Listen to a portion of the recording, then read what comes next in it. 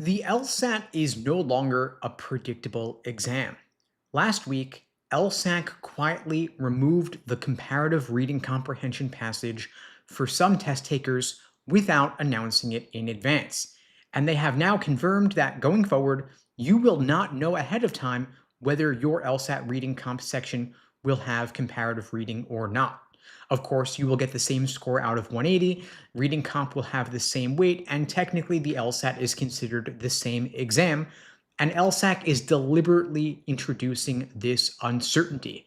And so, if you are preparing for the LSAT in 2026 and beyond, you need to understand exactly what's changing and how to respond, or you're giving up points before the test even starts. And so, today, I'm going to walk you through 5 major shifts happening on the LSAT right now, and more importantly, what you need to do about each one if your goal is a top score, a top law school, and real scholarship leverage.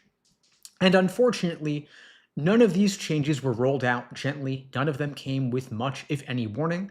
And if you're relying on what the LSAT looked like even 2 or 3 years ago, you are already behind.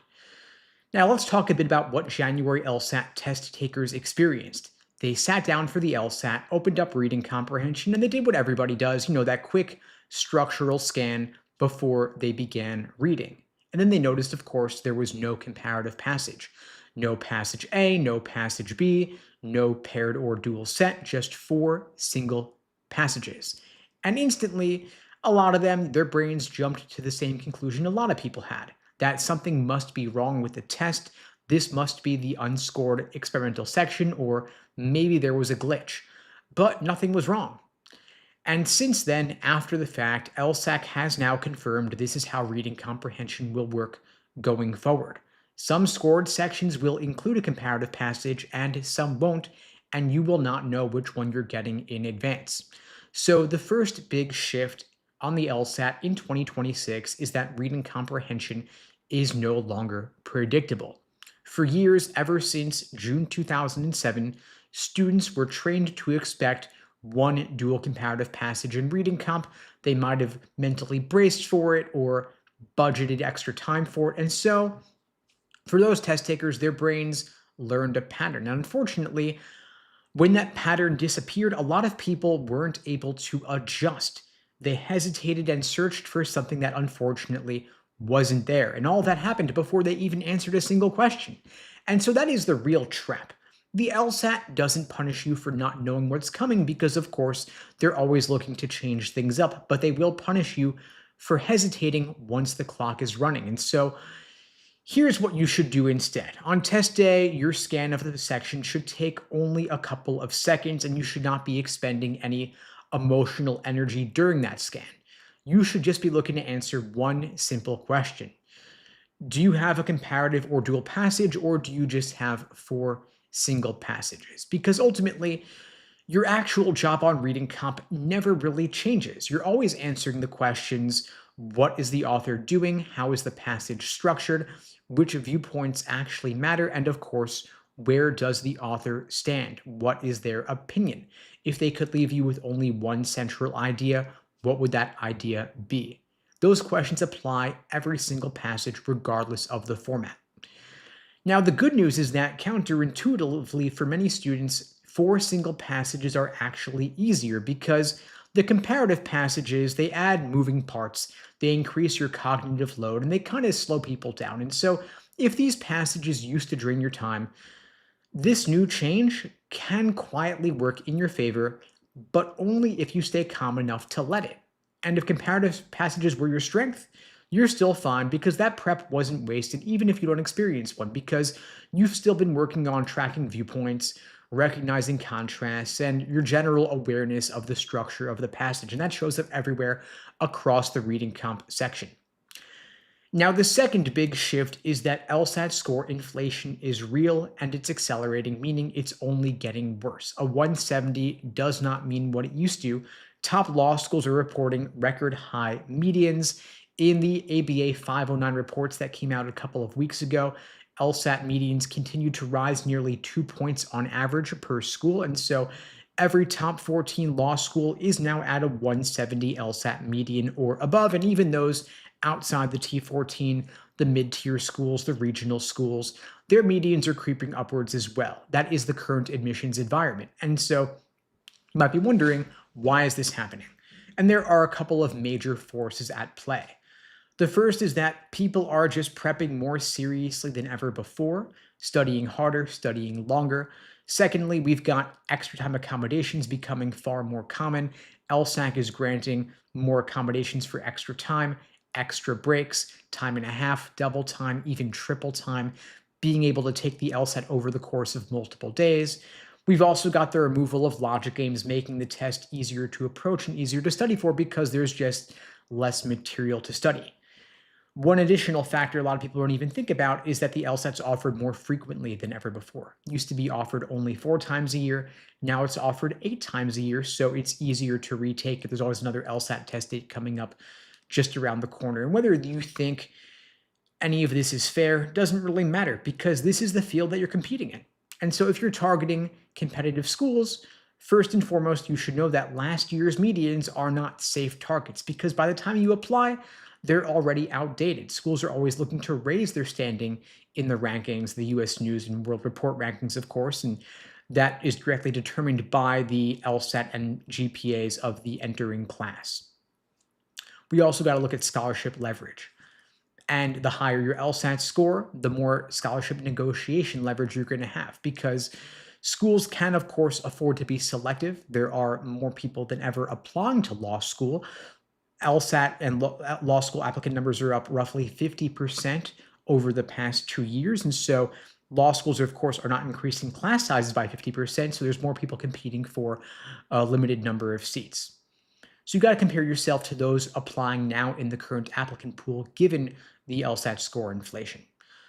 The third big shift is that the writing sample is about to matter a lot, probably starting this year, if not next year. And almost no one's taking this seriously yet or even talking about it, but there is something new going on LSAT score reports. If you look at your score report now on lsac.org, if you've taken the LSAT before officially, you're going to see something new there. You can see this right now for yourself on lsac.org. There's a new field on the score report labeled the writing ability score. Of course, that is a field that has a big NA on there, not applicable yet. But that field didn't come out of nowhere. LSAC did not include that by accident. They don't add placeholders to official score reports unless something's coming.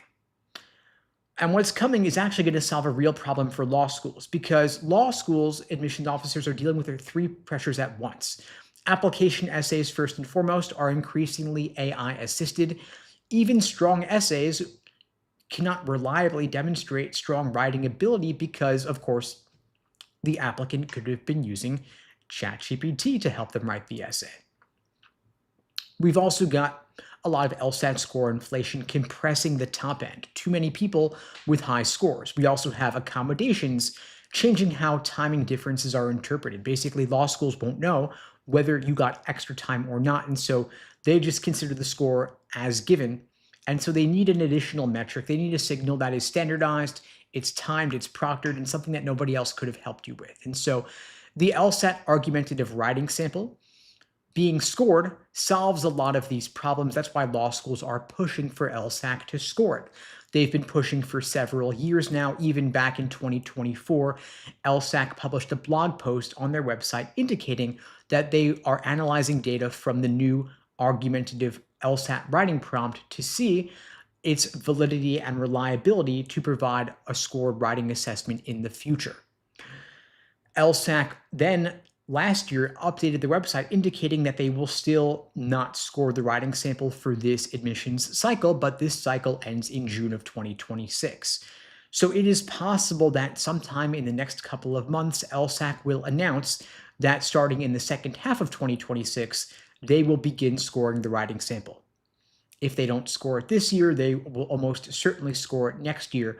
One additional benefit of scoring the writing sample is to mitigate all of the LSAT cheating that has been going on. For those who are not aware, there have been a lot of LSAT cheating companies, mostly operating out of mainland China, facilitating students cheating on the multiple choice portion of the LSAT. They've had people taking the LSAT for other students. They've been providing released or leaked LSAT exams that were being reused. And so it's possible that scoring the argumentative writing sample would reduce some of the cheating that's going on, or at least give law schools an additional indication of an applicant's writing ability, assuming, of course, that it's harder to cheat on that than to cheat on the multiple choice portion of the LSAT. And so a writing sample that is scored would be extremely valuable to admissions committees. And so even before scoring is formally announced, of course, you don't want to treat the writing sample like a joke. You want to treat it as being real. And so you want to practice timed argumentative writing. You want to prioritize structure over style. You want to take a clear position and defend it. And you want to avoid rambling or hedging both sides. So in other words, you pick a side, you defend it clearly with a structured argument, multiple paragraph breaks, good grammar, good spelling, good punctuation. And this is especially important, of course, if you're taking the LSAT anytime beyond the June 2026 LSAT. There's no downside to preparing for the writing sample, of course. In the short term, if you want to knock out the LSAT before the writing sample change, you can take the LSAT in February, April, or June, guaranteed not to be scored. But of course, there are no guarantees beyond the June LSAT of this year. Now, the fourth big shift that is continuing to have an impact, of course, is the LSAT being administered online. You can take it either in person at a Prometric testing center or remotely from home on your own device, of course. Each format has its own trade-offs. If you take the LSAT at home, you have to rely on your own internet connection. You have to rely on remote proctors who might interrupt you. If you take it in person, you have a more controlled environment, but you also have less flexibility, a less familiar or comfortable environment. But regardless of which format you take, you want to practice exactly how you plan to test, ideally with the same device, with the same setup, same environment. And if you test at home with a remote proctor, you should know that if the proctor interrupts you for any reason, you must ask them to pause the clock. You can't assume they will offer to pause the clock, and of course, every second on the LSAT is precious. Now, given all the recent LSAT changes, the big thing I want to leave you with here is that generic LSAT prep is dead. You can't just do random LSAT questions on your phone or watch scattered YouTube videos and hope that things are going to click. That might have worked 5, 10, 15 years ago, but it does not work in 2026. Given all the changes, the field is more competitive, and so high scorers going forward are going to know exactly which question types cost them time, which passages drain their energy, and which mistakes are repeating under pressure. So rather than just studying more, you want to study with precision. You want to diagnose patterns, isolate your weaknesses, and get down to the root cause instead of the symptoms. The LSAT, of course, has always evolved over the past 20 years. Plenty of changes from the introduction of the comparative passages in June 2007 to the transition of the LSAT from being on paper to on a tablet, from a tablet to a computer, with the removal of logic games, the changes to the reading comprehension section. But what hasn't changed is that high scorers are not necessarily the most talented test takers, but they are the ones who are most adaptable to changing circumstances. And so adaptability really is the true test of the LSAT. Now, if you would like my help preparing for the LSAT anytime in 2026 or beyond, I'm offering free LSAT tutoring lessons to everybody watching this now or later. The link is unpluggedprep.com/start. The link is below this video on YouTube, pinned in the chat on YouTube, and in my bio on TikTok as well. Open offer to anybody watching this video now or later. Happy to help. I do see several questions coming into the chat. I will get to as many of those as I can over the course of today's conversation. And by the way, if you missed anything, of course, all of this is recorded and on the LSAT Unplugged YouTube channel through the link in my bio. If you're watching this elsewhere, you can always go back and catch the recording. Now, question from Andy here asking, how does it look if you don't submit an LSAT score when you're applying, for example, to Washington University School of Law in St. Louis? So, to be frank, it doesn't look great to fail to submit an LSAT score. Most law schools require an official LSAT score, or at least strongly prefer that you have an official LSAT score. If you are applying without an LSAT score, of course, the question is going to be why? Are you applying to law school on a whim? Are you really serious about this path, or are you simply doing it for lack of a better option? Interestingly, despite the significant increase in law school applicants over the past couple of years, there are actually fewer people getting in with scores like for example, the GRE. So you would have thought that with an increase in applicants, you'd also see an increase in people getting in with the GRE, but actually saw a decline despite the rise in applicants, which tells us that law schools really are not loving the GRE as an alternate standardized test. They really are preferring the LSAT because, of course, the LSAT is the exam that is demonstrably correlated with first-year law school grades, bar passage rates as well. And additionally, I mean, having an LSAT score, especially one above the medians of the schools to which you're applying, it helps the law schools because it helps them with the published data in the ABA 509 reports, as well as what is getting pulled for use in the US News Law School rankings. Not going to say that nobody gets in without LSAT scores, because of course some people do, but it's really an insignificant number relative to those getting in with LSAT scores. And if you want to get into the best law schools with as much scholarship money as possible, the LSAT really is the best way to go about that. Scanning through here for other questions. Keep them coming, please. Let's see, comments here from Alex Alpha asking, LSAT scores are everything. Law schools do not care about much else. Well, the LSAT, of course, is the biggest factor in the law school admissions process, but it's not the only factor, to be clear. I mean, there is also the GPA, the GPA that you apply with. So it's LSAT score first, then GPA, everything else a distant third. But they do look at those other things as well, right? You got your application essays like your personal statement, diversity statement, optional essays, addenda, your resume, your letters of rec. All of that is considered. They do look at all of that. But the LSAT score is primarily the biggest factor in the law school admissions process. So I do agree that it is basically everything, but it's not the only thing, to be clear.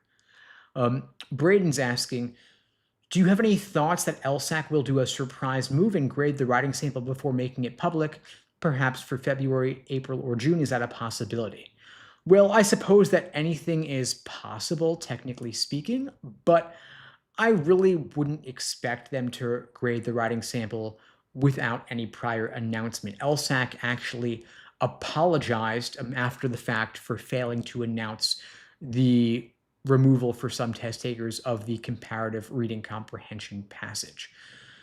So they apologized. They said they didn't realize how big a deal it would be to not announce it in advance, something along those lines. I don't think they're deliberately mean. I think it was really more a failure to announce just due to simple negligence more than anything else. Grading the writing sample will be a massive change. So I do think they will announce it in advance. That the failure to announce the reading comp change was really an aberration or an exception to the rule. So never say never, of course, but I do think they will announce the writing sample being graded well in advance, and they'll provide rubrics and indications of what factors they will use when grading the writing sample. But we will see. As soon as I have any information, of course, I'll share it as soon as possible. Dev is asking, I'm struggling to find time to study and work a full-time job.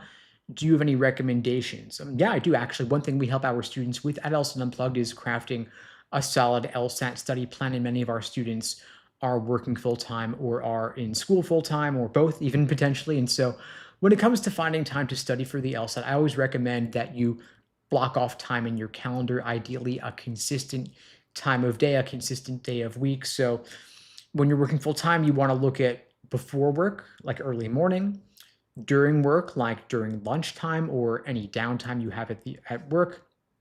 If you're in an office, for example, maybe when work isn't busy, you can carve out 15, 30 minutes here or there. Then, of course, there's after work as well.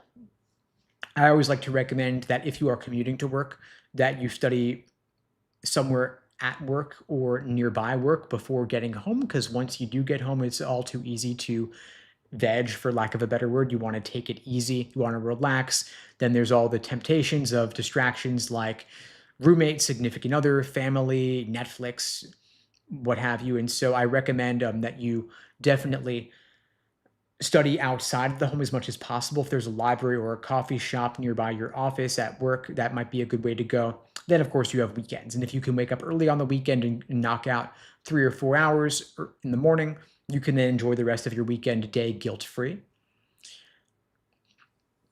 Brooke is asking, how do you suggest reviewing wrong answers? So we actually have a framework for this called the Socratic review method. It's a cornerstone of my courses and coaching programs. The idea being that you want to drill down to exactly what you got wrong and why, so that you can avoid making the same mistakes again. So for example, in logical reasoning, did your mistake stem from the argument, the question stem, or the choices? If it was the argument, was it complex wording in the argument? Was it LSAC's failure to include key indicator words for evidence and conclusion, or sufficient and necessary conditions? If it was in the question stem, was it LSAC um, failing to refer to the question in a typical or common way, or were they instead using less common terminology or phrases? If your mistake stemmed from the answers, was it a tempting wrong answer, or was it an unappealing right answer? And the idea here is that if we can get down to the root cause of what you're getting wrong and why, we can help you avoid making the same mistakes again. So I always recommend keeping some sort of error log or mistake journal to document your review, because when you're doing it on your own, it's too easy to look at the answer key and say, oh, I get it now. How could I have been so dumb? But then you end up just making the same mistakes all over again. And that's, of course, what we want to help you avoid. And so your mistake journal can be a Google Doc, a Google Sheet, a physical notebook. For all I care, it doesn't really matter. The idea being that you articulate it and get the review process out of your own head. And of course, that can also be talking it out with a study buddy, a coach, a tutor, or even just your pet dog or cat or lizard, whatever. Just as long as you are talking out loud or writing and documenting something, you will go a lot deeper in your analysis, and well worth engaging in that analysis, because of course the LSAT is a test of pattern recognition. They repeat the same methods of reasoning, the same tricks and traps over and over and over again. And you could do any one of the 8,000 or so released LSAT questions, and what you'll find is that nothing is isolated, meaning that they repeat themselves. A method of reasoning in one context might be about car accidents. In another context, they take the same method of reasoning and they use it and apply it to, say, dinosaur extinction or climate change or heart disease. But if the method of reasoning is correlation causation, that's the method of reasoning that you truly want to understand. The topic is just surface level window dressing. So engage in that review process. Again, if you want my help, I'm offering free LSAT tutoring lessons to everybody watching this now or later. The link is unpluggedprep.com/start. Link is below this video on YouTube, pinned in the chat on YouTube, and in my bio on TikTok as well. Open offer for anybody watching this now or later. And by the way, if you find these sorts of lives helpful, I do these every single weekday, same time, same place, 2 p.m. Eastern, 1 Central, 11 Pacific, here on YouTube, TikTok, Instagram, wherever you're watching this. And if you find this sort of thing helpful, please do spread the word. The only way this grows is through word of mouth. I don't do any advertising for these lives, and the algorithm doesn't really boost lives because they can't run ads during them. And so if you're in any Discords or Reddit forums or Facebook groups with anybody else studying for the LSAT, please do spread the word about these. I really do appreciate your support. And that goes for any of you taking the LSAT in February, April, June, or beyond. And for those wondering, by the way, the January LSAT was not too late. The February and April LSATs are potentially too late, but might also not be too late. I'll talk about that in a moment here. So basically, if you're taking the February LSAT, you don't actually realize how strong your position is right now. And so if you're feeling behind or rushed or like the clock is working against you, it's actually not true. There are a lot of LSAT timing myths that get repeated every single year, and they make people panic into bad decisions. If you're taking the LSAT in February, it is absolutely not too late for this admissions cycle. This figure shows up every single year, and every year it turns out to be wrong. The reality is, you take the LSAT in early February, you get your score back in late February. This year it's going to be February 25th.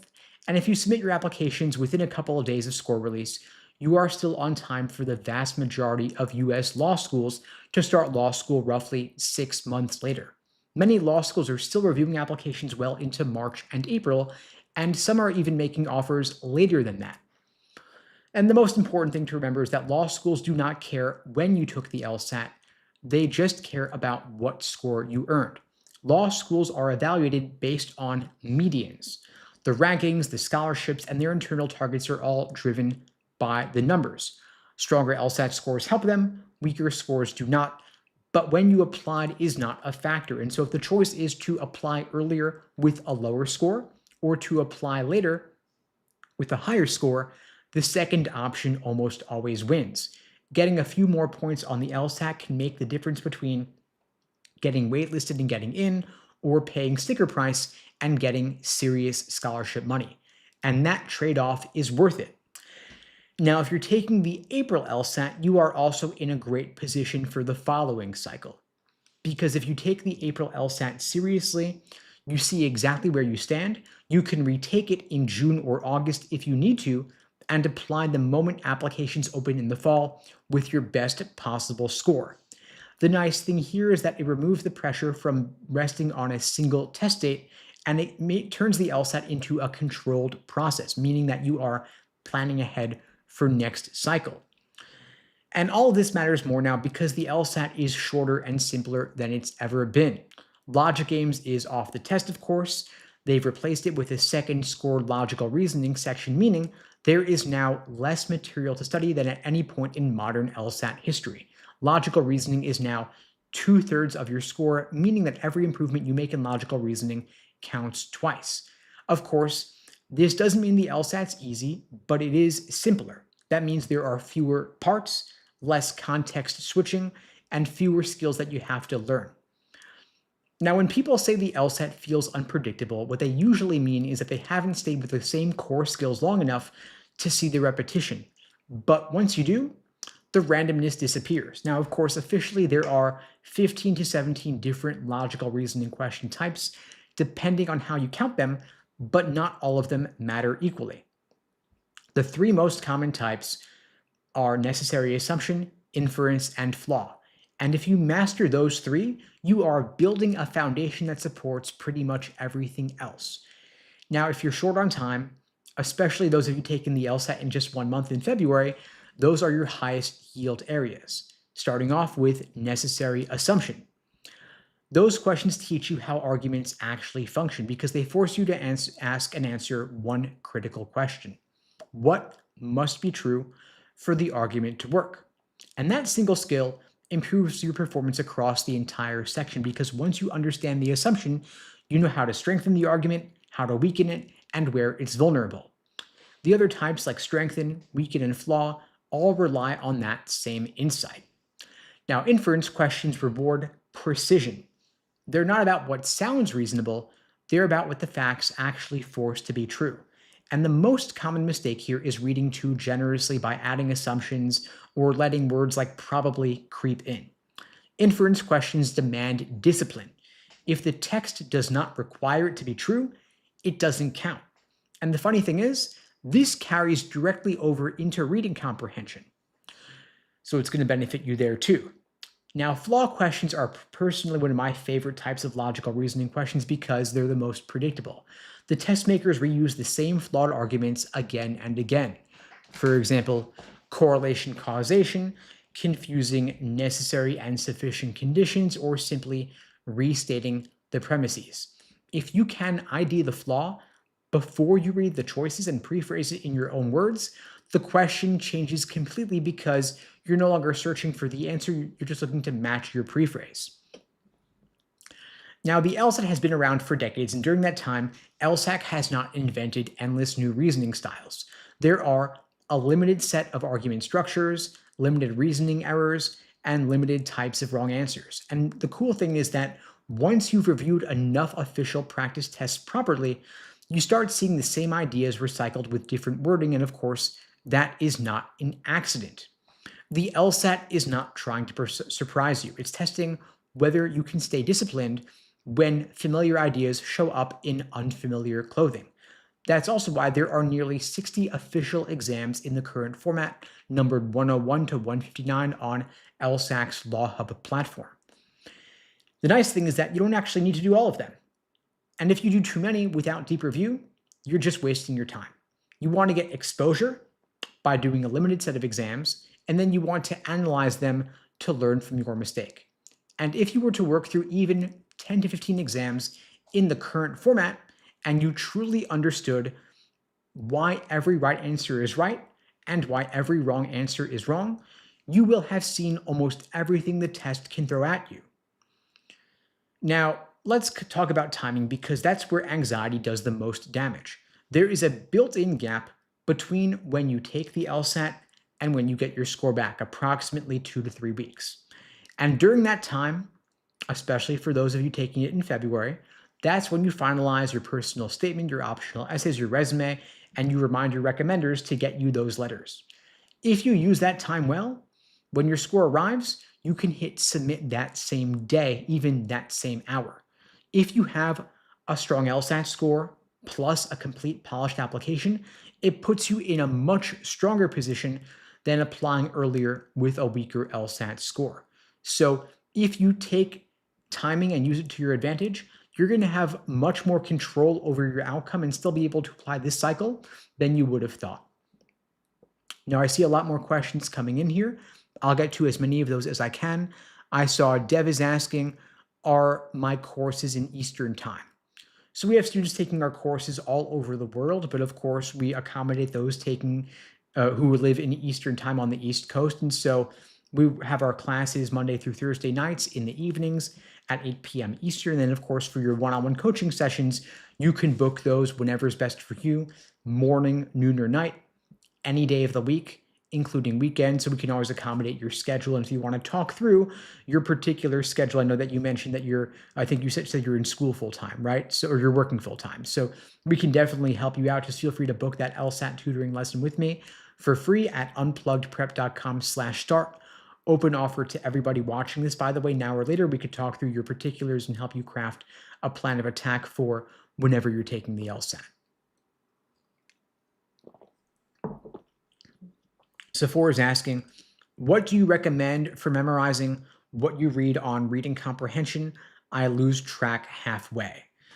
So I actually don't think you need to do a whole lot of memorizing for reading comp. If there's one thing I want you to remember, of course, it is the main idea, the author's opinion, the primary purpose or the reason they wrote the passage. And so in other words, if they could leave you with only one central idea, what would that idea be? So if you could cut away everything else, what remains the core, central, main point, or thesis statement of the passage? So strip away everything else, leave yourself with the author's opinion. That's all you got to remember. The details, the supporting examples, you want to know where those appear, but you can always go back to the passage later to find them when you need to solve any more detail-oriented questions. And so I divide reading comp into 3 major buckets of questions. You have general global questions like main idea, primary purpose, passage organization, best title, tone, author's opinion. Knock those out first. Then secondly, you have the detail or evidence related questions like listicles of supporting examples. Those, you do those second, but you go back to the passage for them. And finally, the more inferential questions that require a bit more reading between the lines, you save those for last. But the only thing that you need to remember up front is the author's opinion. Brooke Rat's asking, do you think there is any benefit in taking a logic class to help my LSAT score? I think it could help, but it could also hurt, and it might actually be a net loss. It could help because there is a little bit of formal logic on the LSAT, like the transitive property, which is basically a fancy way of saying if you're given the evidence A requires B and separately given the evidence that B requires C, you can form a longer chain, A requires B requires C. A formal logic class would also teach you the contrapositive, which is another way to restate a given conditional statement.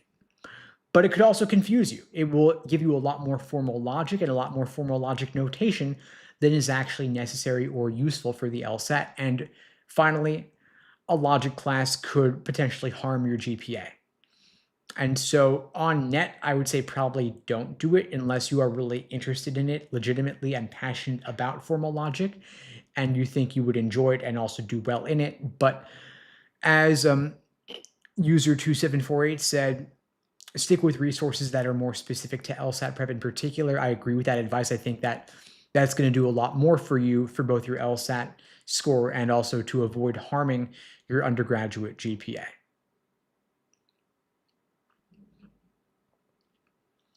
Scanning through here for other questions here.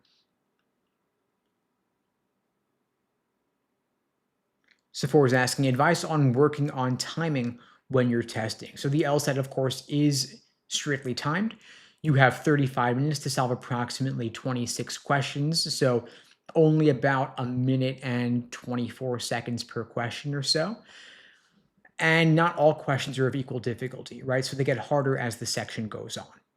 So I'd recommend, all else being equal for logical reasoning, doing the first 10 questions in roughly 10 to 12 minutes, allowing you to build up a time bank that you can apply to the tougher questions later in the section that truly need that time. So in other words, first 10 questions approximately a minute each, then you can slow down on the harder questions that need the time because they're harder, of course. You might also want to flag or skip roughly 4 questions in logical reasoning. Complete the section, then circle back and tackle those tougher questions so that you don't risk getting bogged down or getting stuck. And of course, every single question on the LSAT's worth the same amount of points. They're all worth 1 raw score point. And so there's no benefit or reason to spend too much time on any single question. If you find yourself getting stuck, that you're investing minute after minute and nothing's really clicking, best to cut your losses, skip it, and move on. And of course, you want to note for yourself which questions you are most likely to get bogged down and stuck on so that you can recognize those quickly.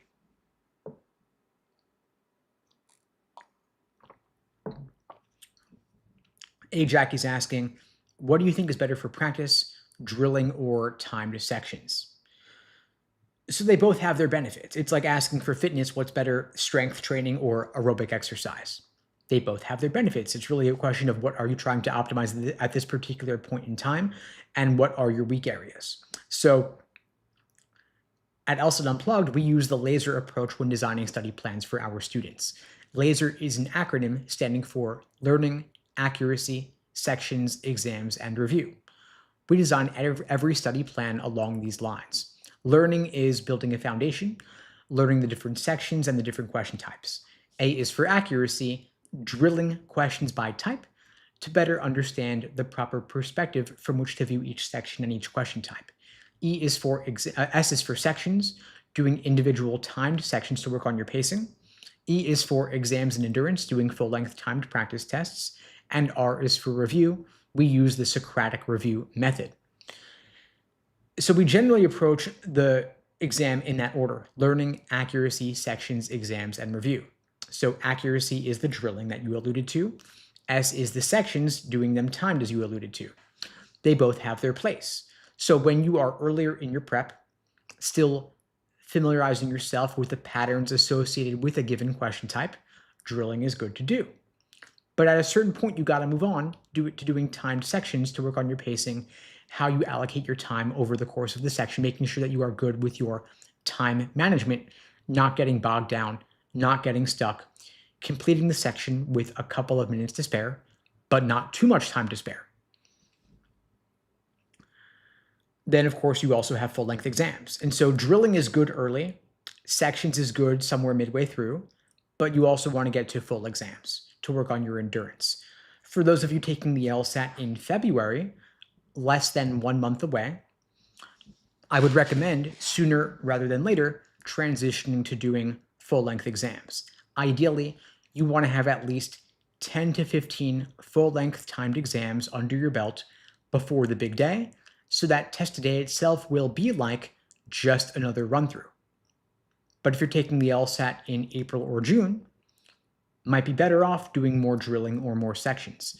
Every student's situation is unique, so we got to look at what are your weaknesses, what are your pain points, your struggles, when are you taking the LSAT, what's your current score, and what's your goal score. We take all that into consideration when designing the best study plan for you. And so, Jack, if you want me to give you more personal, more targeted advice, you can feel free to book that free LSAT tutoring lesson with me at unpluggedprep.com/start, and we could talk through the particulars of your situation and determine whether you should be doing drilling now, doing timed sections now, or something else altogether.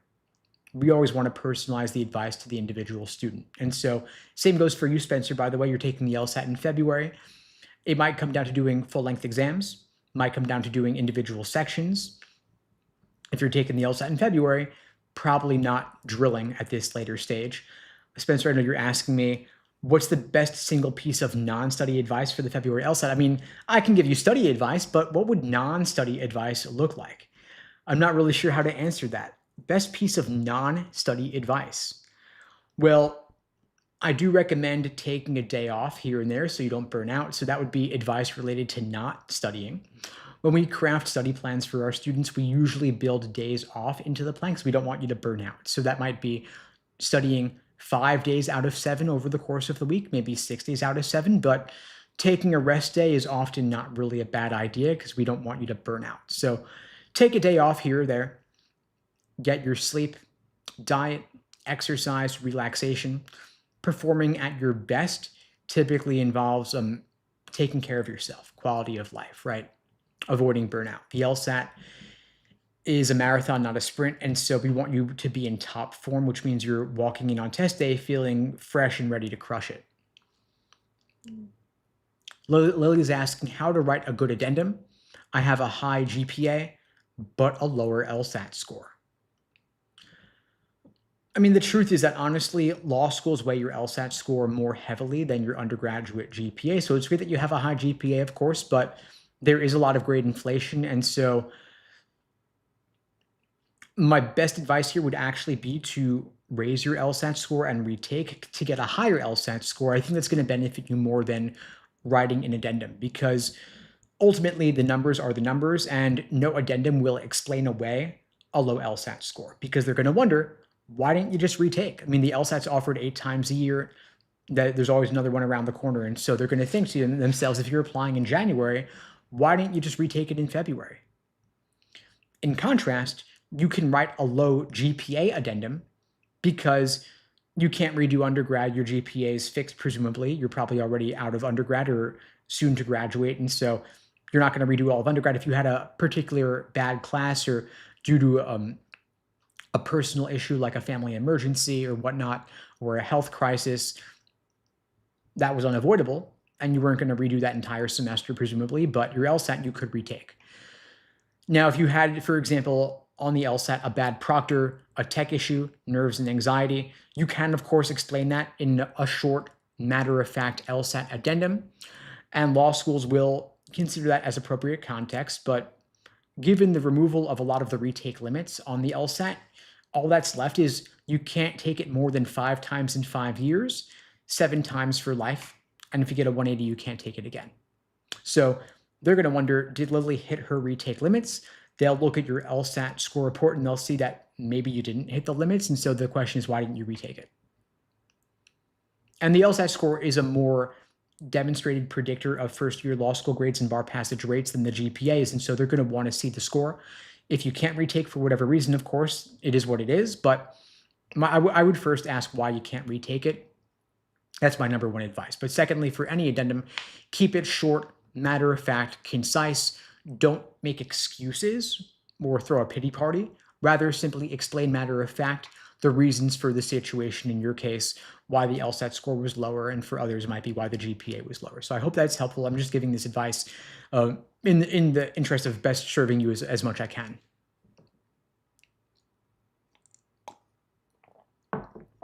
Just scanning through here for other questions. DJ Walton's asking, I do well when drilling, but not on LawHub. Well, they're different software. I do well when drilling on a third-party platform, but not on LawHub. Am I just in my head? So any unofficial third-party LSAT prep software will look and feel different than LSAC's LawHub account. And one reason why students experience LSAT score drops of on average of 5 to 8 points is because they were not properly simulating test day conditions.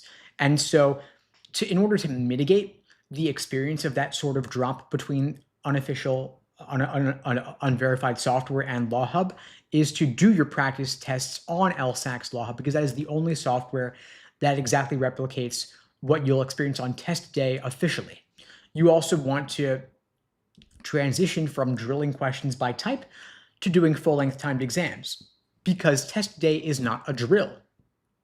Drilling questions in isolation, where it's untimed, bite-sized, question by question, especially on your phone or a tablet, is not the same experience as doing 2.5 hours or longer in one sitting for a full LSAT practice test using LawHub. And so, especially for those of you taking the LSAT in the next month or two, I would say get out of the third-party softwares, the unofficial softwares, and start using LSAC's LawHub, because that is the only platform that actually replicates the true test day experience. Same to Tracy's point, why do I do well on drills but not full practice tests? Because drills do not reflect the test day experience of time management and pacing, doing those individual sections, as well as full-length exams, building up your endurance. So drilling will train your accuracy in isolation, but drilling does not train your pacing or your endurance doing full exams. And so that's why I want you to get out of the drills into doing more timed work in full exams as test day approaches. This is something that we design study plans for our students around. So we actually focus the study plans on getting you out of the drilling where you're getting the immediate, instant addictive feedback, which is not actually serving you, because on test day, you're going to do 100 questions or so with no feedback, not hearing any feedback at all for roughly 3 weeks. So you can't do a question, see the answer, watch an explanation, then rinse and repeat. It's going to be doing 100 questions with only one break in the middle and then waiting 2 to 3 weeks for your score. So train for the exam you're actually going to take, not the one you wished you would take that involves doing questions on your phone while you're in line for coffee or something like that. Now, when we get to the week before the exam, it comes down to doing full exams and reviewing them in depth. That's primarily what you want to do at that late stage final week. Maybe one exam, maybe two. Review in depth, allow sufficient time for review, and also take care of yourself, maintaining quality of life. So again, exercise, 7 to 8 hours of sleep, eating well, getting outside, going for a walk, seeing friends, watching Suits or Legally Blonde for motivation if you'd like, if that's your thing. But don't cram 5-7 hours a day every single day for the final week, because at that point, you either know it or you don't. Test day is the time to refine and practice what you've been preparing over the course of what's hopefully been at least a couple of months. So you're not going to memorize or learn anything new the day before. Hopefully at that point you've already learned and determined all of your rituals and routines and how your process for how you go about solving questions.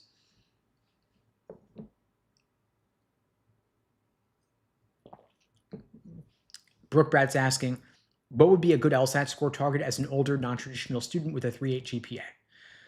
So whenever I hear questions of like, what is a good score, or what should my goal be, or what should my target be, it's all relative, right? So I would need a bit more context to better advise you. When we decide what's a good goal, we've got to look at where you're at right now. So what is your current score? If we know your current score, then we can set a reasonable goal. If your current score is a 120, shooting for a 180 is going to take quite some time. In contrast, if your current score is a 160 and you want to hit 170, super reasonable. We can do that in a month or two. We actually set up intensive LSAT boot camps for students taking the LSAT in just a month or two to get them the highest possible score increase as quickly as possible. And so if you're on a shorter time frame, like DJ or Spencer's, and you want to get there as fast as possible, you could book a free LSAT tutoring lesson with me personally. I'll help you craft that plan of attack to get you the fastest possible score increase in just 1 month. In contrast, if you're taking it in 3 months in April or 5 months in June, we can take a slow and steady approach, spread it out over a longer period of time. And the cool thing about having more time is that you can achieve the same massive score increase, but on a more relaxed schedule. But a good target depends on your time frame, depends on where you're currently at, and then of course, what kinds of schools you're shooting for. If you want to go to a top 14 law school like Harvard, Yale, Stanford, Columbia, Cornell, or NYU, you should know that their GPA medians are all roughly around 3.9 or above. And so while a 3.8 is a great undergraduate GPA, it's certainly higher than mine was, it's still below the T14 GPA medians. And so because you are below on the GPA, you're going to want to be above on the LSAT median to compensate. Now, the T14 LSAT medians are all 170 to 174 or so. So if you wanted a T14 law school, you'd want to be above a 174. You'd want to aim for at least a 175 to 177 to compensate for a lower GPA as a splitter applicant.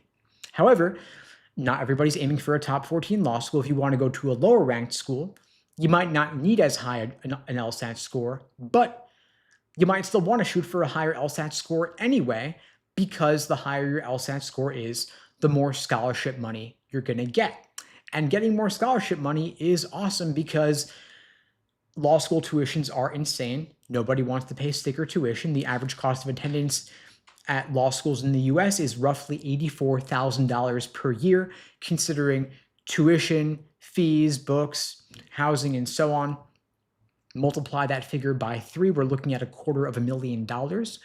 And so you don't want to pay all that. There's additionally the elimination of the Grad Plus loans starting in July. This will affect everybody watching this who's starting law school this fall and beyond. And so basically there's going to be a cap in how much money you can borrow from the federal government for your tuition. You can, of course, go the private loan route, but I don't recommend that since, of course, the interest rates are not going to be low.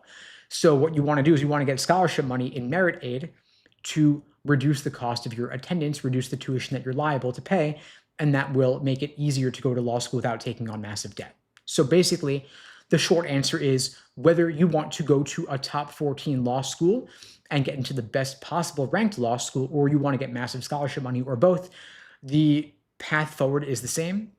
Get the highest possible LSAT score. Your GPA is already probably pretty fixed at this stage, but your LSAT score is still the biggest metric that you can impact. So I recommend aiming for the highest possible score there. And of course, if you take your first LSAT in April or June, that's an awesome time frame because then you can retake it in June or August and apply. The second applications open this fall to start law school in fall 2027. So Brooke, I think that you are on the right track here. Your timeline is awesome, and I wish that more students had a timeline like yours. Mindless Scrolling says, I got a 149 diagnostic under less than ideal conditions. My son was in the background yelling. I can certainly relate to that. Sometimes my son's in the background yelling during these lives. I don't know if you can hear him here and there. Not today, luckily, but in some days he has been around there. You're saying you're planning to test in June. Okay, so you got roughly 5 months where to improve from a 149 diagnostic, considering that the conditions were not desirable, so maybe you would have done better than a 149, assuming that you did not have the distraction and you got 5 months to improve. Awesome. I mean, I'm happy to meet with you personally and talk you through your plan of attack for a June take. I mean, there's a lot you could do to improve to even the 170s over the next 5 months. So feel free to book that call with me if you want to talk through what your optimal study plan should look like. I mentioned earlier the LASER approach. LASER is an acronym standing for Learning, Accuracy, Sections, Exams, and Reviews, so we can craft a plan for you leading up to the exams portion in the later stages and build a strong foundation to start with. Landry Carolyn's asking, when I'm stuck between 2 answers, how do I make sure I select the correct answer? I'm having trouble choosing the correct one when I'm down to 2. I mean, that's really the entire game here when it comes to succeeding on the LSAT. There is going to be 1 obviously wrong answer, 2 that are distortions that you can identify, and then 1 really tempting trap answer, and of course, the unappealing yet correct one. And so a lot of students who are reasonably good at the LSAT will knock out 3 choices, but then they're down to 2. The whole game is how do you knock out the wrong one and choose the right one? So with that Socratic review method, we look at what was it about the tempting wrong answer that made you pick it, and what ultimately makes it wrong? What was unappealing about the right answer that discouraged you from picking it, and what ultimately makes it correct? So you have these traps of encouragement towards the wrong answer and traps of discouragement away from the right answer. And until we can get down to the root cause of exactly what you're getting wrong and why, you may end up just making the same mistake again. And so I recommend talking it out with a coach, a tutor, a study buddy, keeping a physical notebook or a wrong answer journal in a Google Doc or a Google Sheet with different columns for the passage or stimulus, the question stem, the tempting wrong answer, and the unappealing right answer. You keep that login over time, you will see patterns in the mistakes that you're making. You will be able to highlight key takeaways or insights from your review process and you will be able to identify what you need to change in your approach going forward.